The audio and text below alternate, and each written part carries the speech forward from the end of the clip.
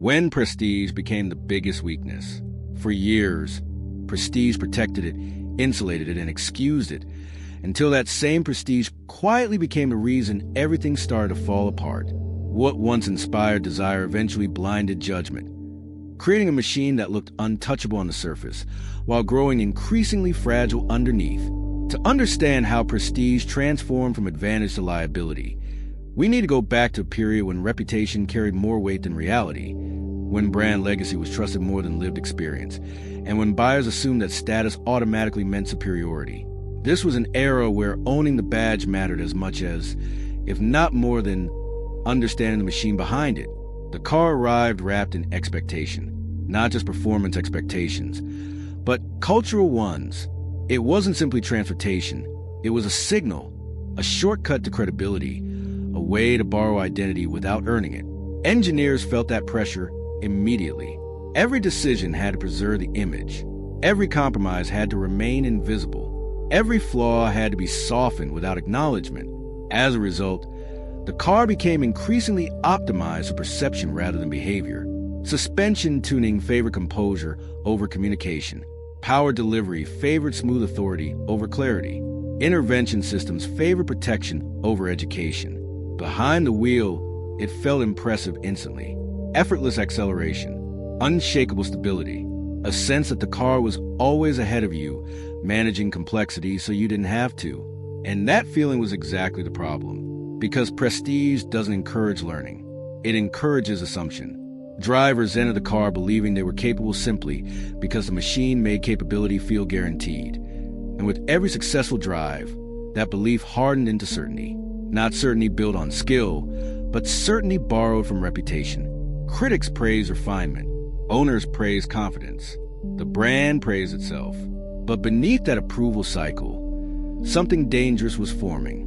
The car had become a shield against feedback, a shield against humility, a shield against the small moments of discomfort where real understanding is usually born. Prestige was no longer just branding. It was shaping behavior. Drivers pushed harder sooner. They trusted more quickly. They questioned less. Because prestige whispers reassurance even when conditions are changing. This machine didn't fail because it lacked engineering brilliance. It failed because its reputation became louder than its reality. And once prestige begins replacing awareness, the road stops being a place to learn and becomes a place to assume. That assumption would soon reveal its cost. The moment prestige began collapsing into weakness was not loud or dramatic, but gradual and deeply psychological, because the drivers most affected didn't realize anything had changed until the car stopped protecting their assumptions. What once felt like effortless authority slowly became a dangerous gap between belief and reality, widening every time the badge reassured someone who hadn't yet earned the confidence it inspired. Owners began pushing sooner than they should have. They trusted speed before understanding balance. They relied on reputation instead of feedback. The car allowed it, not because it was malicious, but because it had been engineered to preserve dignity at all costs, smoothing mistakes invisibly and correcting poor decisions quietly so that the driver never felt exposed. That protection felt luxurious, refined, and premium, but also delayed learning, turning every successful drive into reinforcement of an illusion. Prestige had replaced friction. When the limits finally appeared, they did so without negotiation. Grip ended sharply. Momentum arrived uninvited. Intervention reached its ceiling. Drivers described the same sensation repeatedly. Shock, confusion, a sudden loss of trust. They didn't feel betrayed by the car's performance. They felt betrayed by their own expectations. Internally, engineers saw the pattern clearly. Incidents didn't come from misuse or abuse. They came from misplaced certainty. The car hadn't taught drivers how to listen. It had taught them how to assume. That assumption was reinforced everywhere. Advertising emphasized dominance. Reviews celebrated composure. Ownership culture rewarded status more than skill. Nobody talked about learning curves anymore. Nobody talked about adaptation. Because prestige implied readiness. But readiness was never guaranteed. As the gap widened, attempts were made to recalibrate perception without damaging the image. Software updates to soften transitions. Warnings appeared earlier. Language in manuals changed subtly. none of it addressed the core issue. Because prestige doesn't like reminders of limitation.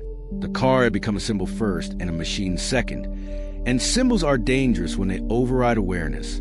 Drivers stopped asking what the car needed from them. They assumed it needed nothing. That assumption made moments of failure feel unfair, even when physics was doing exactly what it always had. Prestige had done what no mechanical flaw could. It had trained drivers to ignore uncertainty. And uncertainty is where survival lives. The machine itself hadn't grown weaker. The relationship with it had. And once that relationship fractured, the badge could no longer protect what it had quietly helped create. In the end, the most damaging realization was not that prestige had misled drivers, but that it had quietly rewritten their relationship with responsibility, shifting accountability away from behavior and toward branding in a way that felt comforting until it suddenly wasn't.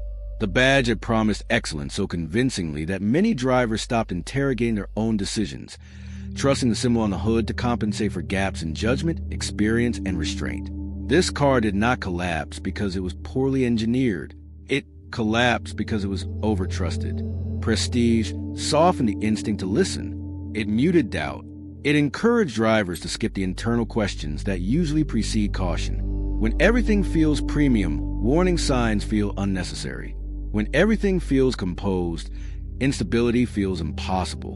And when everything feels assured, learning feels optional. The industry absorbed this lesson slowly, because prestige is powerful, profitable, and difficult to challenge without threatening the very foundations of brand identity. Yet behind closed doors, something changed. Engineers began reintroducing friction intentionally. Designers allowed discomfort back into the experience. Systems were recalibrated not just to protect drivers, but to teach them. The goal shifted quietly from making drivers feel unstoppable to making them feel informed. Because real confidence doesn't come from reassurance. It comes from understanding. This car became a turning point, a reminder that reputation can never replace awareness, and that no amount of legacy can bend physics in a moment where intent, speed, and reality collide. It showed that prestige is safest when it humbles, not when it flatters, and that machines should never encourage belief without demanding responsibility in return. Today, the badge still carries weight, but the philosophy behind it has changed. Drivers are reminded sooner. Limits speak louder. Silence is no longer mistaken for safety. Prestige is no longer treated as protection. It is treated as expectation. And that distinction matters.